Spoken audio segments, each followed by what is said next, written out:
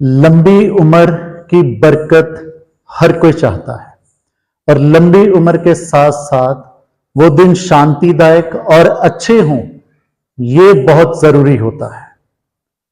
और बहुत दफा हम देखते हैं कि जो दुष्टता का जीवन व्यतीत करते हैं वो भी बहुत दफा लंबा जीते हैं और बहुत प्रोस्पर जीते हैं।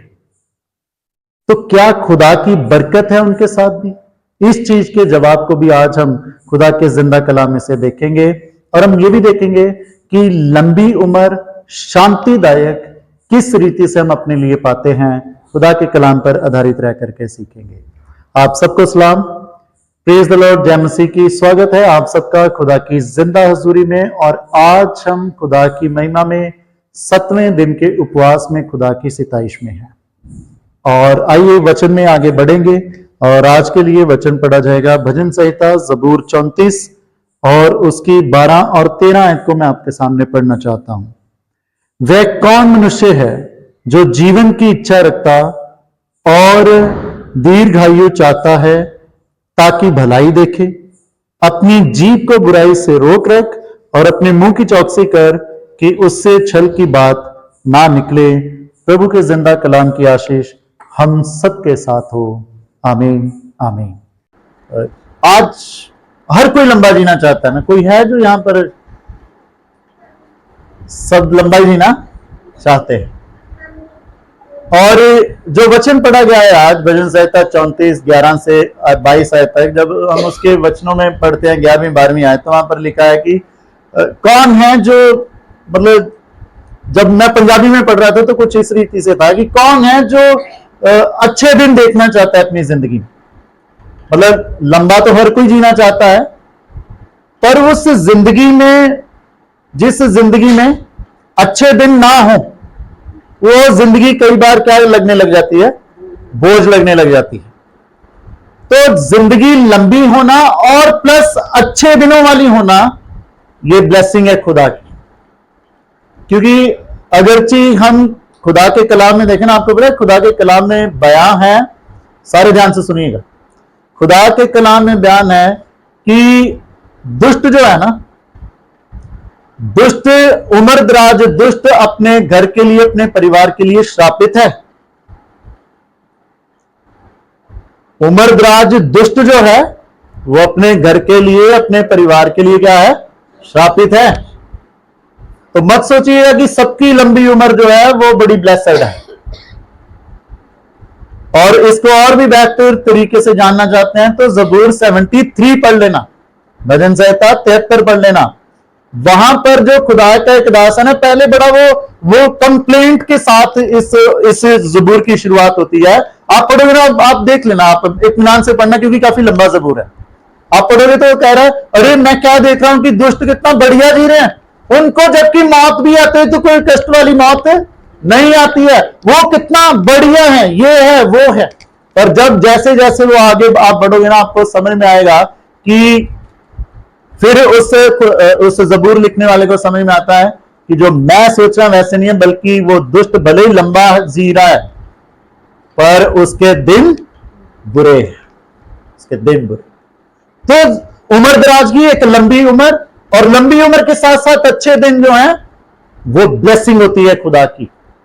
और बड़े मुबारक लोग हैं जो जिनके साथ वो ब्लेसिंग है। बड़े आशीषित और बड़े खुशनुमा वो लोग हैं जिनके साथ खुदा अपनी ये ब्लेसिंग को बना करके रखते हैं। और आज के कलाम में मैं आपके सामने वही उन्हीं बातों पे चर्चा करने के लिए जा रहे हैं। सबसे पहले हम देखेंगे उम्र दराजी के साथ साथ अच्छे दिन चाहते हैं तो क्या करें। बाइबल हमें क्या सिखाती है कि कैसे एक लंबी उम्र के साथ साथ अच्छे दिनों वाली लंबी उम्र चाहते हैं। सारे ही चाहते हैं, कौन नहीं चाहता? सारे ही चाहते हैं। तो बाइबल हमें उसके बारे में क्या बताती है। और प्लस जो मैंने ये बताया कि कर्स्ड लाइफ जो है, उम्र की दराजगी कुछ ऐसी भी है जो परिवार के लिए खतरनाक भी है। उसके बारे में भी थोड़ी सी बातचीत करूंगा कि अगर, क्योंकि जब हम वचन में देखते हैं तो वचन में, नीति वचन में बार बार आता है कि दुष्ट ज्यादा लंबा नहीं जीते हैं, पर फिर भी लिखा है कि लंबे जी रहे हैं। तो ये कंफ्यूजन है या ये क्या है, इसकी गहराई को भी मैं आपके सामने जरूर से रखूंगा। लास्ट में हमारे लिए जो लेसन है उनमें हम आगे बढ़ेंगे। तो आइए सबसे पहले हम इन बातों में आगे बढ़ेंगे कि उम्र की दराजगी विद गुड डेज, बढ़िया दिनों के साथ, अच्छे दिनों के साथ कैसे आती है, इस वचन में हमने देखा है कि तुम में से कौन है, जब हम पढ़ते हैं ना 12वीं आयत लिखा है, वे कौन मनुष्य है जो जीवन की इच्छा रखता है और दीर्घायु चाहता है ताकि भलाई देखे। समझ रहे हैं कि उम्र भी चाहता है कि मेरी दीर्घायु हो, बढ़िया उम्र हो, उम्र दराजगी हो, मैं लंबा जी हूं और भलाई के दिन हो, उस उम्र में भलाई देखूं। तुम में से कौन है? और सबसे पहली बात यहां पर ही लिखा है, 13वीं आयत में लिखा है, अपनी जीभ को बुराई से रोक रख और अपने मुंह की चौकसी कर कि उससे छल की बात ना निकले, उससे छल की बात ना निकले। सबसे पहली बात, अपनी लाइफ में हम अच्छे दिन देखना चाहते हैं, पता है, अपनी जीभ को काबू में रखना शुरू कर दें। बहुत बार हम अपनी जीभ हमारे काबू में नहीं होती और हमारे अच्छे दिन भी बुराई में चले जाते हैं। अच्छे दिन भी मैं आज बहुत सारे, पता है, ऐसे जो आज के दौर में ना डेविल जो है ना, पता है, हमारे घरों को तोड़ रहा है, हमारे घरों में कंफ्यूजन लाता है, हमारे घरों में इश्यूज लाता है, तोड़ रहा है। पता है कैसे तोड़ रहा है? क्योंकि उसका कंट्रोल हमारी सबकी जुबान में, पता है, हमारे मुंह से ऐसी बातें निकलती, हमारे मुंह से। पति जो है वो ही पता नहीं क्या वाहियात बोल रहा है, पत्नी उससे भी, और बच्चे तो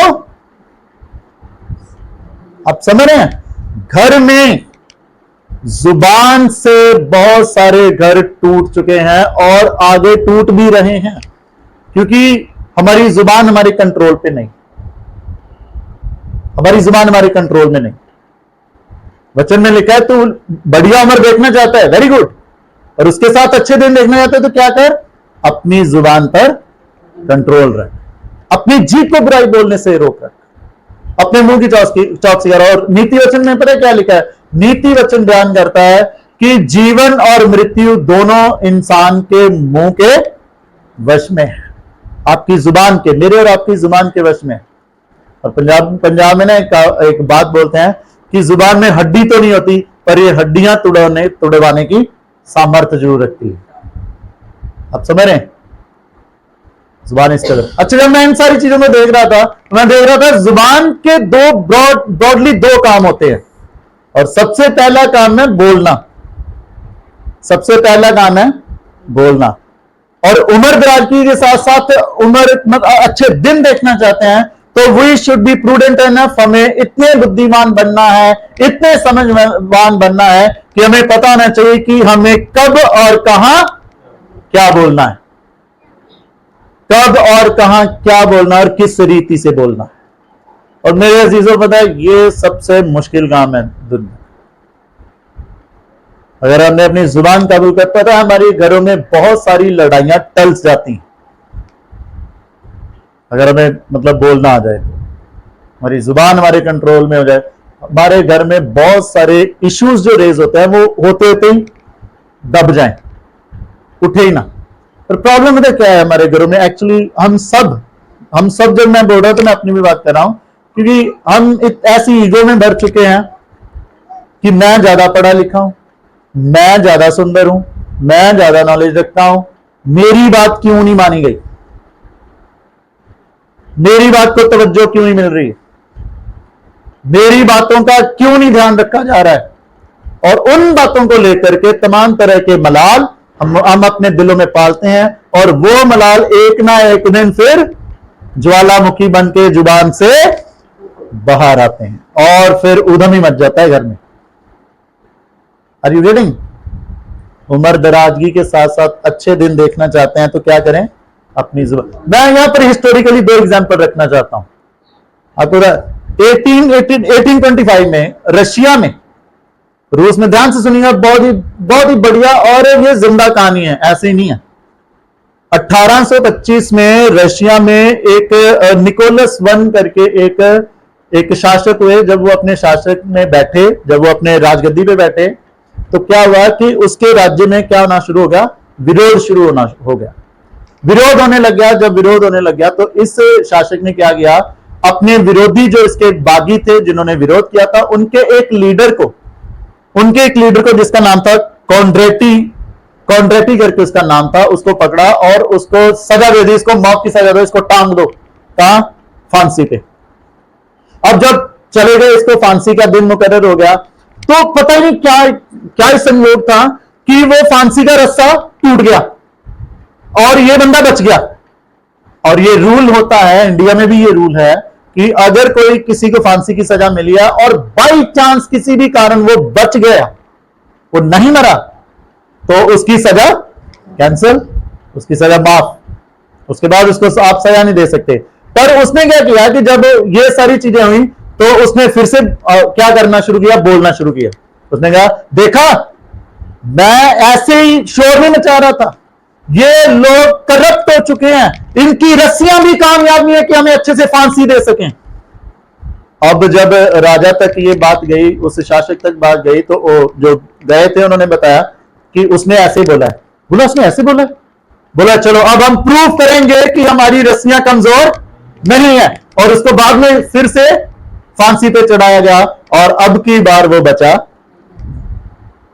ये जिंदा कहानी है, आप समझ रहे हैं? हमारी जुबान जब आउट ऑफ कंट्रोल होती है, वो बंदा बचता बचता खत्म।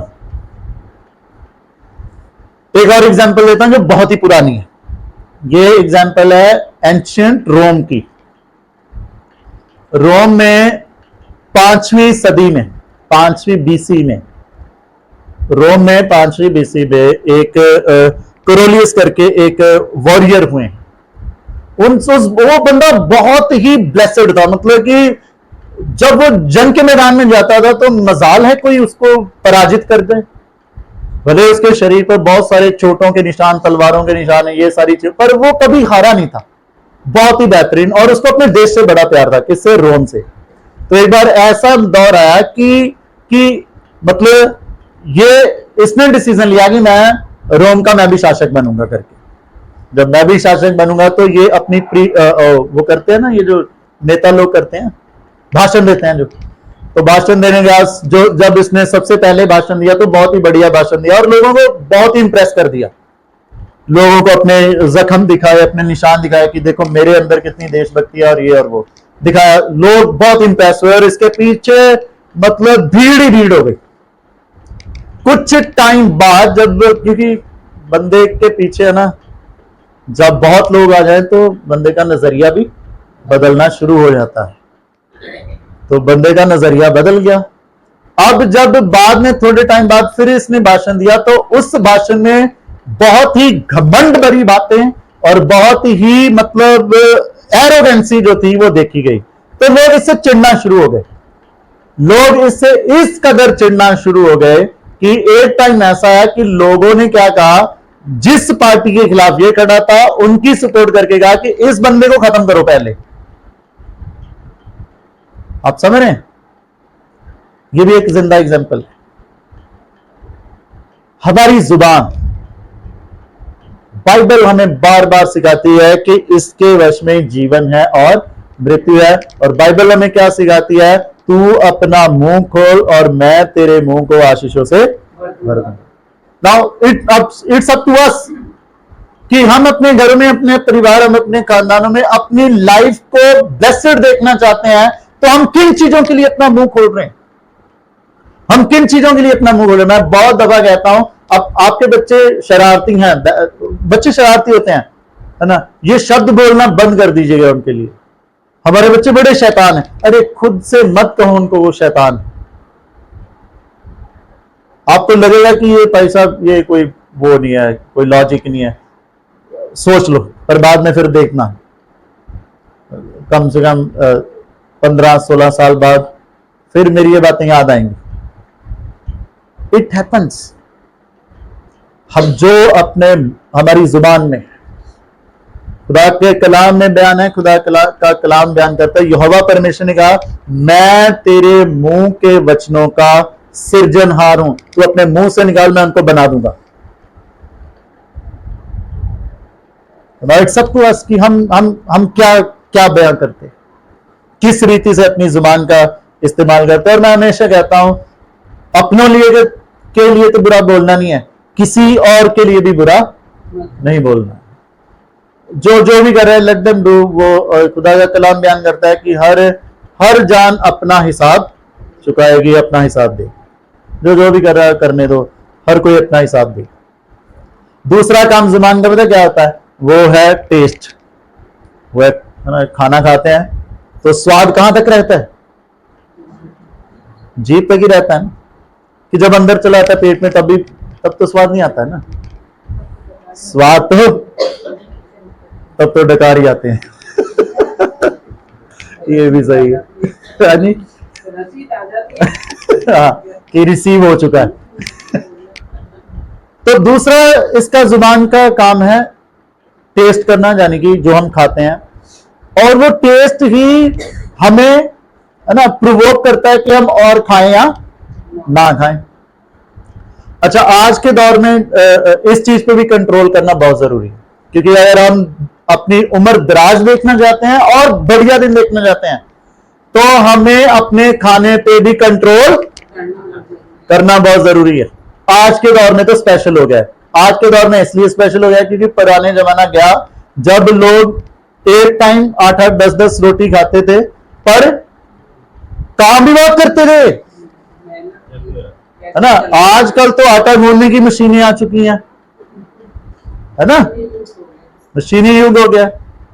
क्योंकि तब टाइम और था, तब लोगों की मेहनत बहुत थी, लोग पैदल ही 10-10 15-15 किलोमीटर, इससे ज्यादा भी चल लेते थे। आज चल के दिखाओ, ग्राउंड के 10 चक्कर ही लगा के दिखाओ, नहीं लगते, आज हो ही नहीं रहा।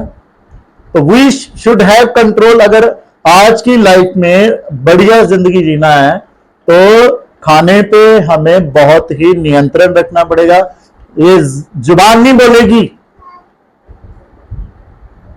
कि बस कर, ये बोलेगी बहुत बढ़िया है, आने दे मत रुक। आप समझ रहे हैं? पर ये जो अंदर है ना, ये क्या पे भाई,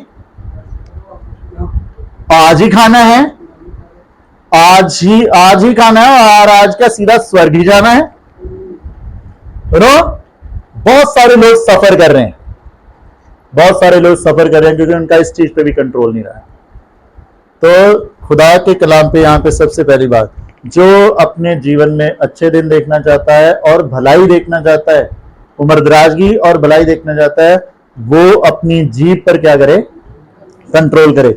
अच्छा, दूसरी बात मैं देख रहा था, हम अपनी जिंदगी को उम्र दराज देखना चाहते हैं और बढ़िया दिन देखना चाहते हैं, तो खुदा के डर में रहें, खुदा के डर में रहें। और मैं आज सदोपदेशक पढ़ रहा था और 7वां अध्याय में पढ़ रहा था, बड़ा ही प्यारा, उसमें बड़ा ही खूबसूरत लिखा। जब आप 7वां अध्याय की 7वीं या 17th या 7वीं आयत है उसको पढ़ेंगे, वहां पर पता क्या लिखा है? वहां पर लिखा है, बहुत पापी मत बन, बहुत पापी मत बन, या बहुत पाप मत कर, अत्यंत दुष्ट मत बन। तू क्यों अपने उम्र के दिन घटाना चाहता है? आप समझ रहे हैं? मैं हमेशा कहता हूं, एक व्यभिचारी इंसान कभी भी लंबी जिंदगी नहीं जी सकता, और ये फैक्ट है, ये फैक्ट है। जो भी इंसान अपनी जिंदगी में व्यभिचारिता में हद से ज्यादा बढ़ जाते हैं ना, उनको नहीं फील हो रहा है कि हमें रुकना चाहिए, हमें छोड़ देना चाहिए ये अजीबो गरीब जो काम है, वो ज्यादा लंबा नहीं जी पाते, वो बस हो जाते हैं फना रास्ते में। खुदा का डर, खुदा का खौफ, और खुदा के कलाम में लिखा है कि खुदा का डर जो है, नीति वचन 10:27, खुदा का डर दिनों की लंबाइयों को बढ़ाता है, उम्र दराजगी करता है। इसी रीति से नीति वचन जब 9वां अध्याय पढ़ते हैं, उसमें लिखा है कि तू खुदा के हुक्मों को मान, क्योंकि इससे तेरी उम्र बढ़ेगी और तेरी जिंदगी में शांति बनी रहेगी। तेरी जिंदगी में शांति बनी रहेगी, जिसकी बातचीत आज हम कर रहे हैं। सिर्फ मतलब ये नहीं है कि हम हमारी उम्र बढ़े, हम लंबी उम्र जाएं, ये भी होना चाहिए कि उस लंबी उम्र में हमारे दिन शांतिदायक, ब्लेस्ड हो। तो मेरे अजीजों, जब हम पढ़ते ना हिजकिय्याह नबी की किताब, उसका 18 अध्याय उसकी 32 आयत में लिखा है, यहोवा परमेश्वर ये कहता है कि मुझे किसी की मौत पे मतलब मैं आनंदित नहीं होता हूं, मैं किसी की मौत पे आनंदित नहीं होता हूं, बल्कि मैं ये चाहता हूं कि उसकी जिंदगी में आनंद हो। इसलिए क्या करो, मुड़ो, वापिस आ जाओ। कहां से? अपनी बुराइयों से, अपने दुष्ट कामों से, अपने बुरे कामों से वापिस आ जाओ और मेरे खौफ में जिंदगी बसर करो। तो तुम अपनी लाइफ में क्या करोगे? उम्र दराजगी पाओगे और उस उम्र दराजगी में बढ़िया दिन पाओगे।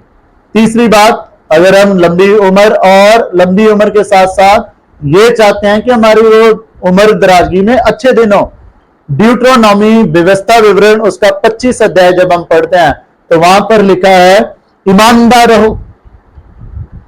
तुम्हारे झोले में, तुम्हारे बैग में ना वो जो बांट रहे थे ना, वचन में लिखा है, वो ऐसे ना हो कि कम या ज्यादा माप वाले हो।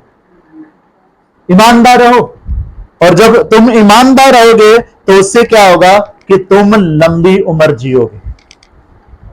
और ईमानदारी जो है ना, एक बात हम बोलते हैं, वो अमेरिका के एक बशर हुए हैं बेंजामिन फ्रैंकलिन, उन्होंने एक ये टर्म स्टेटमेंट दी थी कि honesty is the best policy.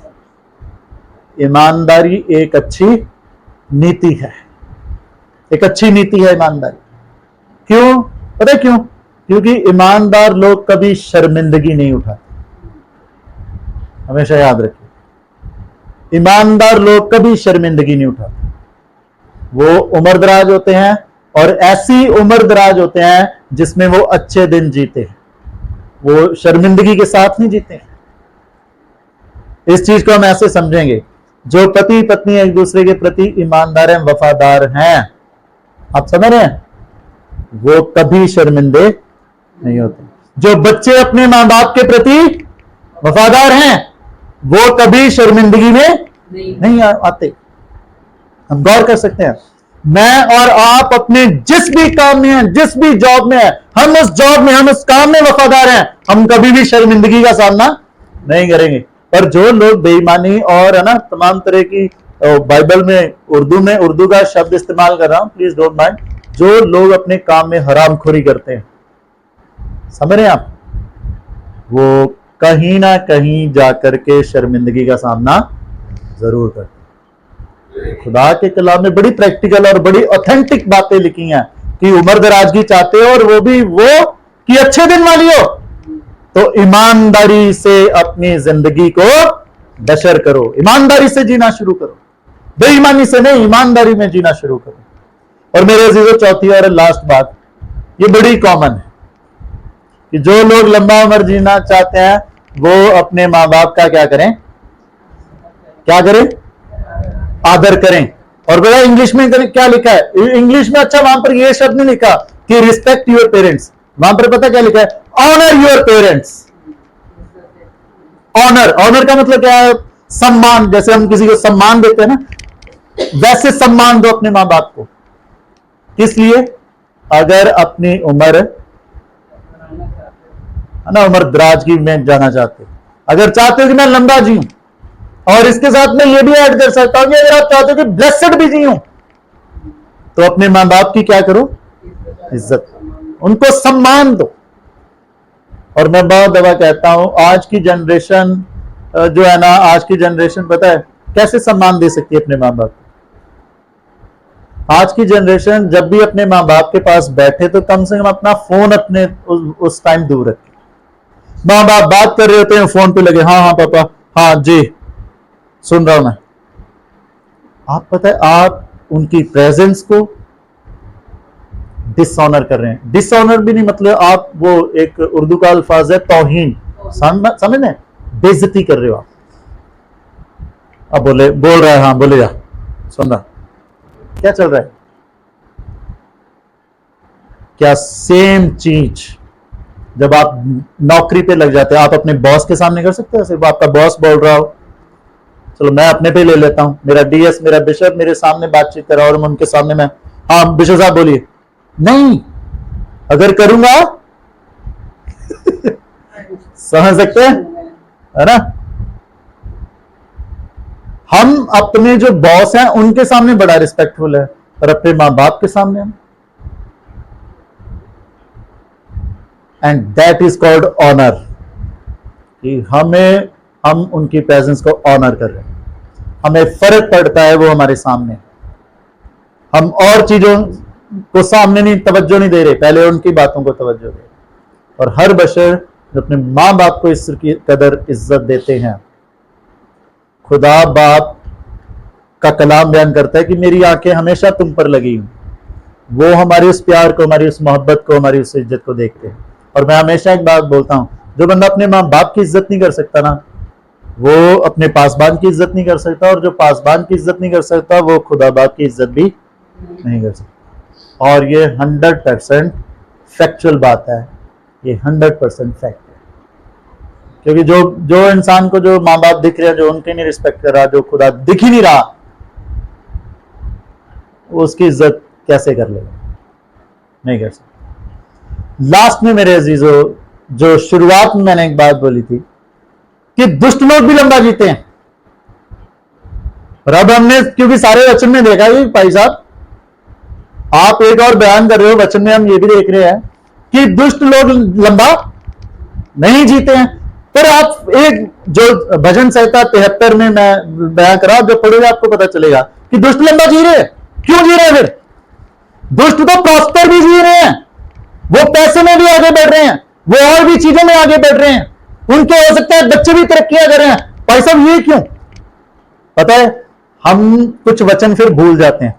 वचन में पता क्या लिखा है? खुदा ने कहा दुष्ट को भी मैंने रखा है किस दिन के लिए? विपदा और परेशानी के दिनों के लिए। आप समझ रहे हैं? यहां पर दो चीजें हैं। सबसे पहली चीज, क्यों खुदा दुष्टों को भी उम्र दराज करता है? सुनिए ध्यान से। क्योंकि खुदा नहीं चाहता कि कोई भी जान मारी जाए या हलाक हो। खुदा उन दुष्टों को भी टाइम दे रहा है कि रिपेंट करो, पश्चाताप करो और वापिस आ जाओ, वापिस आ जाओ। क्योंकि खुदा की मोहब्बत असीम है, उसकी मोहब्बत, उसका प्यार मतलब बयां से बाहर है। वो बहुत प्यार करता है, वो हर एक को बहुत प्यार करता है। आखिर दुष्ट भी तो उसे मतलब दुष्ट तो वो धरती में आकर बाद में अपनी फ्री चॉइस के साथ बने हैं ना। वो कौन सा खुदा ने बना के भेजे थे? हमने से पता, जब कोई पैदा होता है कोई दुष्ट नहीं होता। हम खुद ही डिसीजन लेते हैं बुरे काम करने के, हम खुद ही फैसले लेते हैं कि हम खुदा के कलाम पे नहीं, इन बातों में आगे बढ़ेंगे। तो खुदा नहीं चाहता कि वो मरे, खुदा उनकी वेट करता है कि वो वापिस आए, वो वापिस आ जाए, माफी मांगे और मैं उनको जिंदगी बख्शूं। और दूसरी चीज जो मेरे खुद के पर्सपेक्टिव से है, after all the biblical study, जो मेरा पर्सपेक्टिव है ये है कि दुष्ट को खुदा फिर दिखाना भी चाहता है कि जो तूने बोया है ना, अब देख, जो तूने दुष्टता इन लोगों का बुरा कर करके करी, जिन्होंने तेरा कुछ नहीं बिगाड़ा था, तूने उनको भी पेट पे लात मारने की कोशिश करी, तूने कोई घर नहीं छोड़ा, तूने अपने रिश्तेदार नहीं छोड़े, तूने ये नहीं देखा कि कोई बच्चा है, बुजुर्ग है, क्या है, तू बुराई करने में आगे बढ़ता रहा। अब टाइम है कि तुझे जिंदा रहते हुए उन चीजों का भुगतान करना है, तुझे वो देखना पड़ेगा। और पता है किन बातों में दिखता है, किन बातों में दिखता है? आज अगर मेरे बच्चे हैं, मेरा परिवार है, पता है मेरे ऊपर कोई विपदा आ रही है ना, मुझे इतना दुख नहीं होगा। अगर मेरे बच्चों पर कुछ ऐसी बातें आ रही हैं तो फिर मेरा दिल फटता है, और खुदा दिखाता है कि अब देख, जो तूने बोया था वो तेरे सामने, तेरे सामने आ रहा है। तो मेरे अजीजों, आज जब हम खुदा के जिंदा कलाम में आगे बढ़ रहे हैं, हर कोई चाहता है कि हम एक लंबी जिंदगी और अच्छे दिन वाली जिंदगी जिए। तो कैसे करें? अपनी जुबान को कंट्रोल में रखें, जो सबसे पहली बात हमने सीखी। दूसरी बात हमने सीखी कि हम खुदा के खौफ में रहें, खुदा के डर में अपनी जिंदगी बसर करें। तीसरी बात हमने क्या सीखा?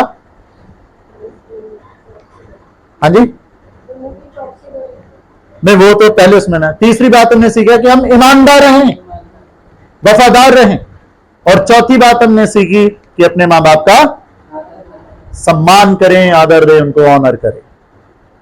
और वो दिन, हमारी सिर्फ उम्र ही नहीं बढ़ेगी, बल्कि हम अपनी उस उम्र में अच्छे दिन देखेंगे, वो कौन से अच्छे दिन देखेंगे, और घर जाके जबूर 128 पढ़ लीजिएगा। प्रभु अपने कलाम के द्वारा हम सबको बहुत आशीष और बरकत दे। आइए हम दुआ करेंगे। सर्वशक्तिमान पिताजी, हम आपका धन्यवाद देना चाहते हैं आज की सुबह के लिए और आज के समय के लिए जो आपने हमें दिया, और शुक्रगुजार हैं आपके वचन की जिंदा बातों के लिए जो सच में हमें जिंदगी बख्शती है। तो आज हर कोई लंबी उम्र की बरकत चाहता है, और हर कोई चाहता है कि उसकी उम्र के वो दिन अच्छे और शांतिदायक हों। आज आपके कलाम में से जो बातें सीखी हैं प्रभु जी, हम पर रहम कर कि प्रभु जी हम उनके मुताबिक अपनी जिंदगी बसर करते हुए आगे बढ़े। और अगर हम में कोई ऐसा दुष्टता का काम भी पाया जाता है प्रभु जी, हम अपने रिपेंट करते हैं, पश्चाताप करते हैं उन तमाम उन गुनाहों के लिए जो हमसे आपकी महिमा के खिलाफ हुए। हमें माफ करना, और प्रभु हमें उम्र दराजगी के साथ साथ शांति के दिन भी बख्शना और अपनी महिमा से मामूर करना। आज जितने भी अजीज जिन्होंने उपवास रखा उन सबको बरकत दे बाप, जिन्होंने नहीं भी रखा पर फिर भी इन दुआओं में शामिल रहते हैं उनको भी बहुत ब्लेसिंग करें।